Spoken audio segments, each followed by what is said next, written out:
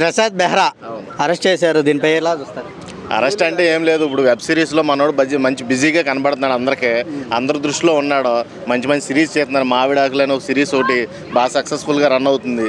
ఇవన్నీ చూసి ఇది ఒక కుట్రలాగా అనిపిస్తుంది నాకైతే. ఇప్పుడు ఏ ప్రమేయం లేకుండా ఆడదాన్ని టచ్ చేసాడని ఇప్పుడు కేసు పెట్టడం ఏంటి? టచ్ చేసినప్పుడే పెట్టాలి కదా. ఎప్పుడో జరిగిన సిచ్యువేషన్ తీసుకొచ్చి ఇప్పుడు కొంచెంత ఎదుగుతున్నాడు, తొక్కేయాలి ఏదో రకంగా. ఇతన్ని తొక్కాలంటే ఇదొకటి సాకు. ప్రతి వాళ్ళు నేర్చుకున్నారు ఈ మధ్య సోషల్ మీడియాలో. ఇదొక సాకు పట్టుకొని ఎవడన్నా ఎదుగుతుంటే ఆయన వెనకలాగేస్తున్నారు. ఓకే, గతంలో చూస్తే హర్ష సాయి కానీ, సాయి చంద్ కానీ, షణ్ముఖ్ జస్వంత్ కానీ ఇలాంటి వాళ్ళు అందరికి ఇలా జరుగుతున్నాయి. మరి దీనిపై వాటన్నిటిని ఉద్దేశించే నేను మాట్లాడుతున్నా. ఇప్పుడు హర్ష సాయి అయిపోయాడు, మన సింగర్ అయిపోయాడు. ఇప్పుడు మన ప్రసాద్ బెహ్రా జానీ మాస్టర్ అంటే ఇంకా అసలు లైఫే కొలాప్స్ అయిందిలే, అది వేరే విషయం. ఇక ఓవరాల్గా చూసుకుంటే ఎలా తయారయ్యారంటే ఆడవాళ్ళు ఎక్స్పెషల్లీ మగవాళ్ళని టార్గెట్ చేస్తున్నారో, అది కొంచెం ఫేమ్ ఉన్న వాళ్ళని చూసుకొని టార్గెట్ చేస్తున్నారు. అందులో మనోడు మంచి సిరీస్లు తీస్తా మంచి పాపులారిటీ ఉంది. ప్రసాద్ బెహ్రా అంటే తెలియనోడు లేడు. ప్రతి ఓడు అవకాశాలు పిలుస్తున్నారు, ప్రతి ఈవెంట్స్కి పిలుస్తున్నారు. కొద్దిగా గెస్ట్ రోల్ అవ్వచ్చు, లేకపోతే చీఫ్ గెస్ట్గా అవ్వచ్చు.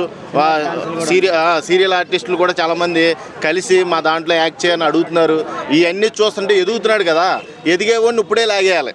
ఇప్పుడు లాగేస్తేనే మనకు ఉపయోగం. తర్వాత లాగినా రాడాడు అన్న ఉద్దేశంతో వీళ్ళందరూ కూడా అటాక్ చేస్తున్నారని నాకు అర్థం. ఇప్పుడు ప్రైవేట్ పార్ట్లో టచ్ చేశాడు అందే. ప్రైవేట్ పార్ట్లో నీ అనుమతి లేకుండా ఎవడో టచ్ చేయడు నాకు తెలిసినంత వరకు. అది మీరు అర్థం చేసుకోవాలి. ఇప్పుడు ఆవిడ పెట్టేసింది కేసు అంటే ఇప్పుడు ప్రసాద్ బెహ్రాని అరెస్ట్ చేసేస్తారో ఇక అతని లైఫ్ పోయింది ఇలా కాదు, ఈ కోణంలో కాదు. అసలు అమ్మాయి అనుమతి లేకుండా ఎవడో కూడా చెయ్యడు. వేసినప్పుడు ఇద్దరికి ఇష్టపూర్వకంగానే జరుగుతుంది. ఇష్టపూర్వకంగా జరిగేదానికి హైకోర్టే దానికి ఒక లా తీసుకొచ్చింది. ఇష్టపూర్వకంగా చేస్తే అది తప్పు కాదు అని. అర్థమైందా? కేసులు పెట్టిన ప్రతిసారి దాంట్లో ఏం చెప్తున్నారంటే గతంలో నన్ను ఈ విధంగా వేధించారని చెబుతున్నారు. గతంలో అన్నప్పుడు అప్పుడు చేయకుండా ఇప్పుడు ఎందుకు చేస్తున్నారు? నేను అనేది అదే బాసు. గతంలో అయిపోయినాయి అన్ని పనులు. అప్పుడు చెప్పాలి.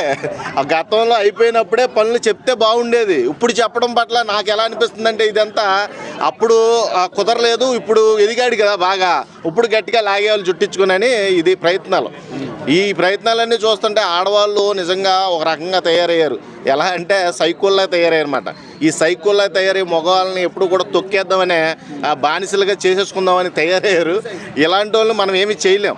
కాబట్టి అసలు తప్పు ఉందా లేదా, అసలు జరిగిందా లేదా అనే దాని మీద పూరా ఇన్వెస్టిగేషన్ చేసి ఈ కేసుని హ్యాండిల్ చేస్తే మంచిదని నా ఒపీనియన్. ఓకే, కొంతమంది మగవాళ్ళు కూడా ఈ విధంగా వేధిస్తుంటారు కదా, వాళ్ళకేం మగవాళ్ళు వేధిస్తారు అంటే ఇప్పుడు దాకా కేసులు ఏం పడలేదు కదా. మగవాళ్ళు వేధిస్తారు ఎక్కడి వరకు, అది హద్దులు మేరకుండా. ఏదో చిన్న ఆనందాలు ఉంటాయి కదా మగవాళ్ళకి, ఆ ఆనందాలు తీర్చుకుంటూ ఉంటారు. కానీ ఇలాగ రోడ్డు ఎక్కేసి కేసులు పెట్టేసి ఫలానా అమ్మాయి నన్ను మోసం చేసేసింది, నన్ను రేప్ చేసేసింది అని మగవాడు ఎప్పుడు కేసు ఎట్టడు. ఈ ఎవరో తీసుకోరు కూడా. Yes, very good. నిజంగా ఎవడో తీసుకోడు.